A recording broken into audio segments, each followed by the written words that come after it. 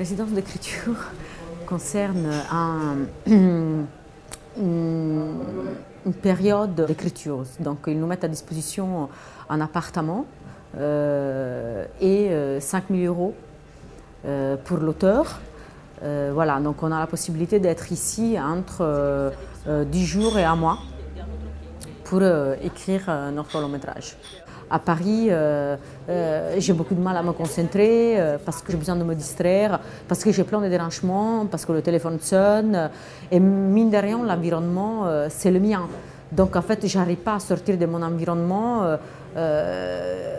Écrire un film, c'est aussi rentrer dans un autre environnement. Donc un environnement autre, en abstraction du temps et de l'espace, aide la concentration. C'est un travail d'étape. Et dès que l'écriture sera terminée, je commencerai la recherche de financement. Ce n'est pas moi que je la commencerai, bien évidemment, c'est ma productrice qui commencera cette phase, qu'elle a déjà commencé. Donc ces deux, voilà, ça veut dire il n'y a pas la recherche de financement sans le scénario. Donc le scénario, c'est la condition sine qua non. Perché sei in prigione? Perché non lo sai? Non mi hai detto che me lo dovevi dire tu.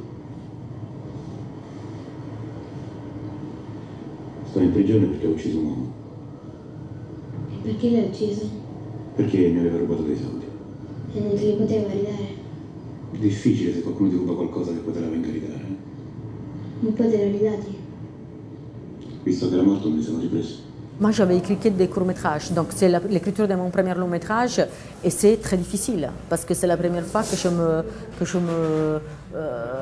me relationne à un long-métrage. Ça veut dire écrire un court-métrage de 10, 15, 20, même 30 pages. Ça ne veut pas dire créer une structure narrative où on rencontre une histoire d'une heure et demie, où il y a une complexité, une évolution des personnages différents qu'en 15 minutes. Mon film parle de la transmission d'identité.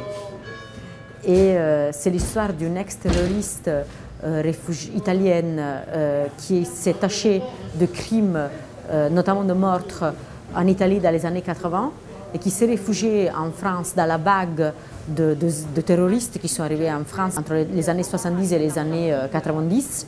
Et elle a changé d'identité, elle s'est refait une vie ici. Elle a une fille. Et elle n'a jamais dit à sa fille, ni à son entourage, qu'elle a fait certaines choses en Italie. Donc c'est le chemin de cette femme qui a empêché à sa fille de connaître la vérité sur son passé, sur ses origines, parce que c'est la négation de ça, et qu'elle va faire un chemin pour se sauver. Una volta mamma mi stava accompagnando a scuola e siamo arrivate tardi. Ha detto a Chiara che arrivavamo tardi perché mamma si stava facendo scopare perché è una puttana, che anch'io mi stavo facendo scopare. E che mamma si era messa la sveglia in mezzo alle gambe e che per questo non la sentiva. Come si chiama questo bambino? Alessandro Martini. Mamma lo sa. La maestra ha chiamato sia lei che i genitori di Alessandro, loro dicono che me lo sono inventato. Mamma ha detto che se non ci vedono scusa li denuncia. E poi quando siamo tornate a casa si è messa a piangere.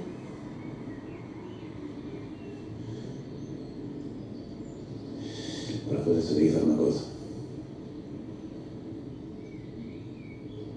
Quando torni a casa, dici a mamma che questa storia non ci deve più pensare. Cazzi, sono sicuro che i genitori di Alessandro Martini le verranno a chiedere scusa e troveranno ad Alessandro un'altra scuola. Tu che ne sai che lo fanno? Sei in prigione? Cosa basta?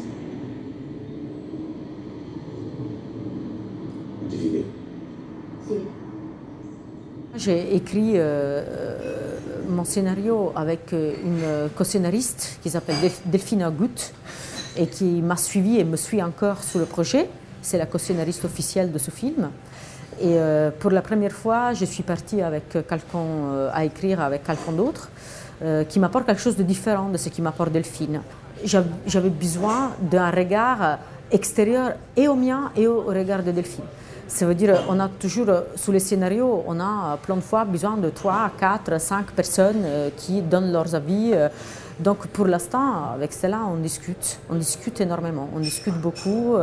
Et en n'étant pas quelqu'un qui a suivi le film depuis le début comme Delphine et comme moi, elle apporte un regard différent, un regard nouveau et la porte sur quelque chose qui est déjà assez abouti, parce qu'on est arrivé déjà en 16e version. Donc, ce n'est pas une gestation, mais c'est un regard nouveau. J'essaye de défendre ce que je fais et de faire en manière que les autres le comprennent. Donc, c'est un plaisir pour moi de parler de mon travail. C'est un plaisir. Bien évidemment, si après le travail n'est pas compris, ben c'est ma faute, parce que je n'étais pas capable de le faire comprendre. C'est ça ma démarche. Mais c'est très difficile de s'exprimer.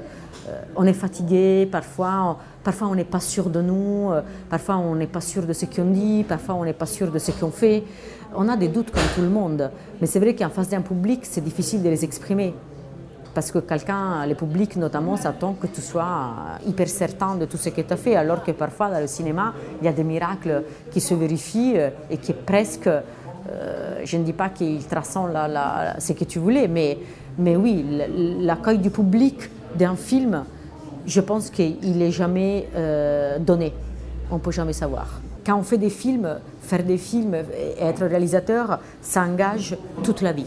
Donc, si tu es critiqué, si quelqu'un te critique, il critique ta vie et ta vision de la vie. Donc, c'est très dur à accepter, mais c'est la règle du jeu.